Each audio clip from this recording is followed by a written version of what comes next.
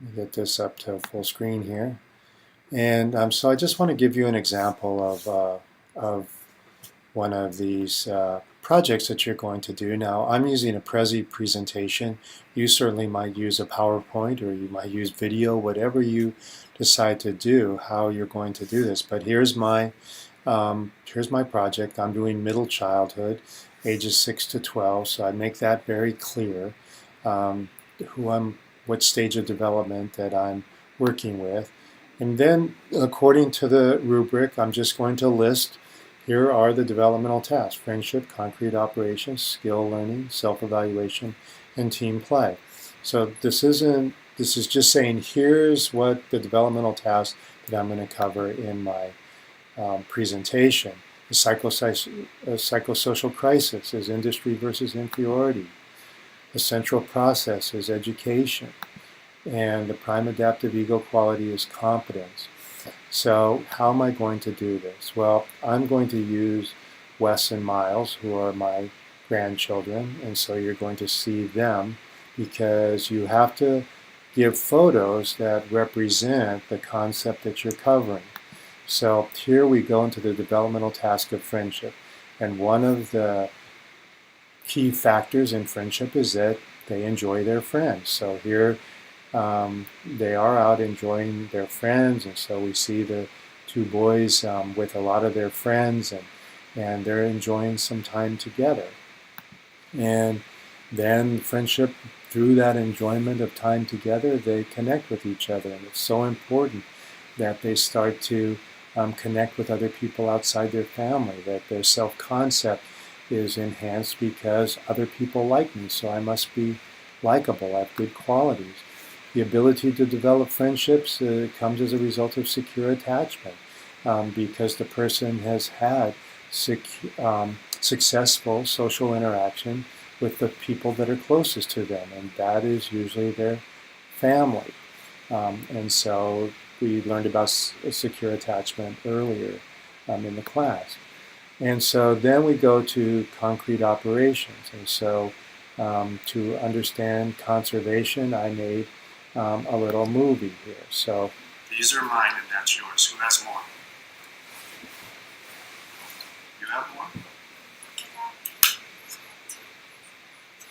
Well, these are Grandpa's and that's yours. Who has more? These are mine and that's yours. Who has more? Ah, why? Because he has two. Okay, how about this? Now who has more? Yeah, more. Is it the same, or do I have more, or do you have more? I have more? Why do I have more? Because you got four, two,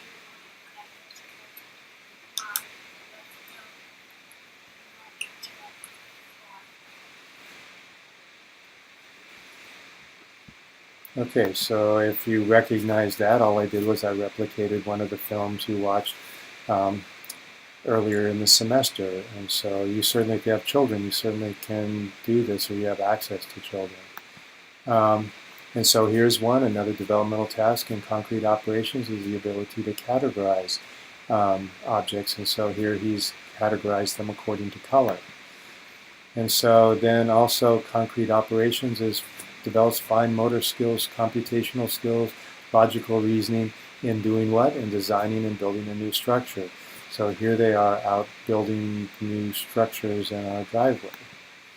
And so then, of course, another developmental task is skill building. When you go from being a novice, you don't really know much about the activity, to becoming an expert. So here we see Wes at various stages of skill building. And so he's learning how to kick a soccer ball, bowl a ball, and then ultimately he's become an expert at riding a bicycle, because he started with training wheels and people helping him, and now he can do that independently.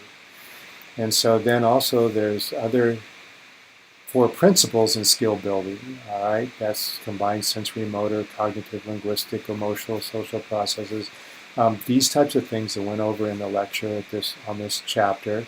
But basically what we see is that, some people, like it says, limit of human system place constraints on learning the skill.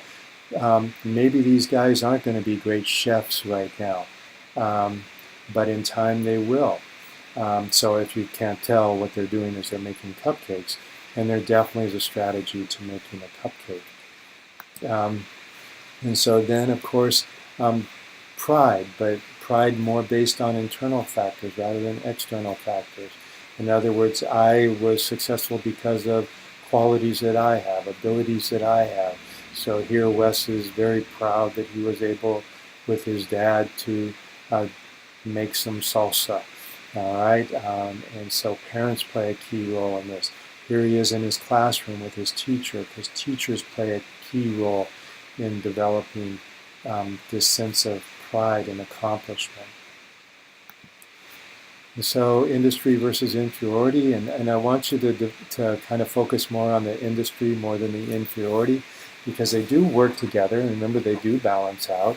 So of course here, Miles at one point did feel some inferiority. He wasn't able to get up and get into the refrigerator all by himself and pick out the food that he wants to use. But in time, with encouragement, trial and error, like I say, support from parents, kind of emphasizing the positive and the effort rather than looking at the failure part of it. He feels very good about himself now that he can get up there and do things for himself. Of course, the psychosocial crisis of industry has three components. There's a cognitive aspect, the acquisition of a new skill. It's valued by culture. Here, Wesley has learned how to knit, which of course making your own clothes and your own objects and so forth is a valued behavior. Can I apply the knowledge? Can I persevere? Can I get through failure? Do I have good work habits? Do I set goals? Do I have the positive emotions of curiosity and pride? Can I handle failing and then enjoy the joys that go with success? And then, of course, transmitting value, information, and education. And look at, I don't want you to think that I limited it here because this is just an example of using schoolwork. But of course, there's many other arenas that we transmit valued information. Education is not limited to the school. It's limited to can you go out and hunt? Can you fish? Can you build things? What's valued by the culture that's being passed on?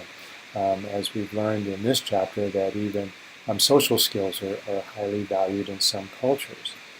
And then the last is the prime adaptive ego quality of competence, to feel like I can do things. I'm curious as to what things I can do, and having the confidence that I can try new things and that I can succeed at those new things.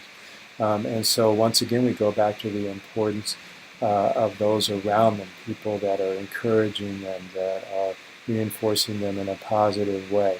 So this allows them to engage in new situations and to do well. So here, I thought it was appropriate that they are climbing the ladder of success. They weren't afraid to jump up there and maybe fall a couple of times and then have success. So like I say, you use your life, use people in your life, and then, like I say, you can use a PowerPoint, you can use whatever medium you want to use.